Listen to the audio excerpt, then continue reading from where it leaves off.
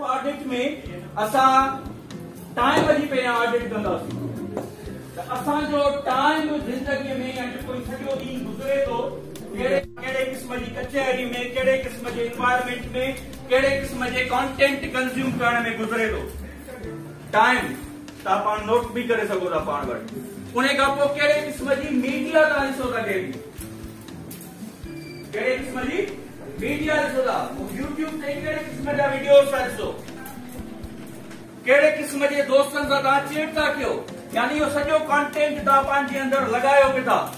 इहो जेकॾहिं तव्हांजी ही ऑडिट में शयूं अचे थी त मीडिया ते तव्हां रुगो नेगेटिव कंटेंट था खणो त तव्हांजी ज़िंदगी बि नेगेटिव थींदी। जीअं साईं सवेर सवाल उथारियो त कंटेंट तव्हांखे हमेशह पॉज़िटिव खणणो आहे, पॉज़िटिव दोस्तनि सां गुज़ारणो आहे, यानी मीडिया ते बि। उन खां पोइ टाइम बि पॉज़िटिव।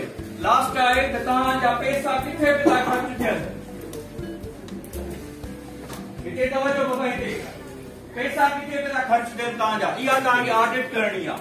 फॉर एग्जाम्पल, जेकॾहिं तव्हां हिकिड़ो सोशल मीडिया ते ब्रांड ॾिठो, ख़ासि करे गर्ल्स शॉपिंग तकड़ में कंदियूं आहिनि, सुठा लुक्स उते ग्राफिक्स नज़र आई, ऑर्डर थी वियो, डिलीवरी पहुती, उन खां पोइ ख़बर पई थी त मज़े जो न आहे। यानी तव्हांजा पैसा उन प्रोडक्ट ते ख़र्च थिया, उहा प्रोडक्ट कुझु महीननि जे लाइ सही हूंदी आहे। हिन ते कंहिं इन्वेस्टमेंट कई आहे लर्निंग ते, इहा लर्निंग सॼी उमिरि हलंदी। जेको कंटेंट खणंदो, तो हमेशा कोशिश कयो त इहो टाइम, मीडिया ऐं जेको पैसो आहे उहो सही शयुनि ते लॻाइणो आहे। ईंदड़ जेका ज़िंदगी आहे उहो सभु कुझु डिपेंड करे थो तव्हांजे इन टिनि शयुनि ते।